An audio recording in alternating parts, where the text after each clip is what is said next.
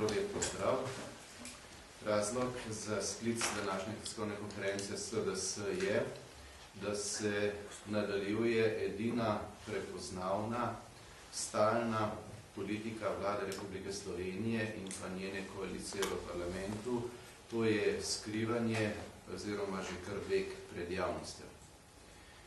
Najnovejše zgodbe na to temo se odvijajo v zvezi s pobudo SDS, da bi obravnavali na izredni seji postopke za imenovanje vodij diplomatskih predstavništev tujih držav v Republiki Sloveniji.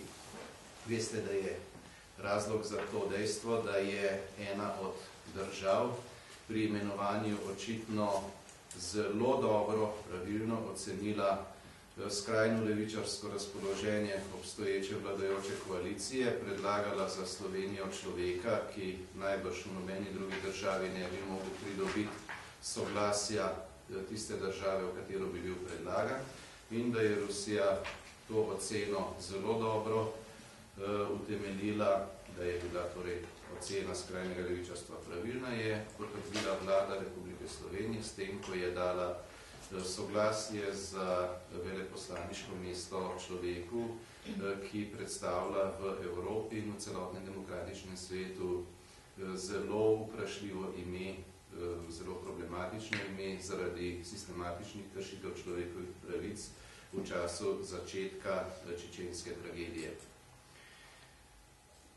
Mi smo predlagali 3 sklepe v gradivu, ki je javno, ki ne vsebuje nobenega tajnega podatka, utemeljili smo ga izključno na javnosti dostopnih podatkih, ki so bili večinoma tudi tako objavljeni vsi v mediji.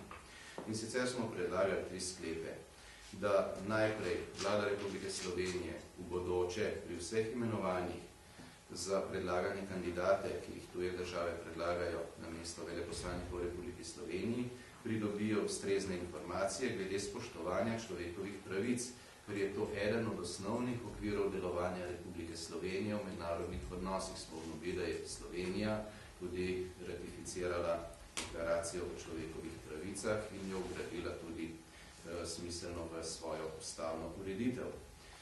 Potem drugi predlog sklepa je bil, da SDS predlaga, da se pri kriterijih za dajanje pozitivnega mnenja za vodje diplomatskih predstavništev tujih držav v Republiki Sloveniji ustrezno umesti tudi kriterij splošnega okvirja varovanja človekovih pravic, kot to zahteva tudi deklaracija o zunanji politiki Republike Slovenije, in da se o tem pisno obvešča Državni zbor Republike Slovenije. In tretje, da bi priporočili Vladi Republike Slovenije, da naj ne daje pozitivnih mnenj v postopkih imenovanj vodij tujih diplomatskih predstavništev v Republiki Sloveniji v primerih, ki predstavljajo negativno sporočilo slovenski in mednarodni javnosti z vidika spoštovanja človekovih pravic, ter tako škodujejo mednarodnemu ugledu Slovenije v mednarodni skupnosti. Prav nič takega torej, kar bi opravičevalo, da bi bila seja pri obravnavi te točke in teh sklepov zaprta za javnost. Veste pa, da Poslovnik Državnega zbora dovoljuje, da se seja zapre izključno v primeru, ko osnovno gradivo, torej gradivo predlagatelja, vsebuje elemente, ki opravičujejo, da se seja pri tisti točki zapre za javnost. Sledila je dvakratna manipulacija. Najprej manipulacija Vlade, ki je z oznako zaupno vgradila svoj odgovor na to predlog oziroma zahtevo za sklic izredne seje in na njihovo opredelitev do predlaganih sklepov, čeprav tisti papir ne vsebuje nikakršnih podatkov, ki bi opravičevali stopnjo zaupnosti. Že to je bila sama po sebi manipulacija in zloraba vladne procedure. Toda sledila je še hujša zloraba parlamentarne procedure, kajti to, da je vlada en svoj dokument označila z oznako zaupno, je izkoristilo vodstvo Državnega zbora, konkretno najprej odbora za zunanjo politiko danes in napovedano je, da bo enako tudi na seji Državnega zbora, zato da je celotno sejo pri obravnavi te točke dnevnega reda zaprlo za javnost. Tukaj seveda ni nobenega poslovniškega opravičila za tako ravnanje, ravno nasprotno.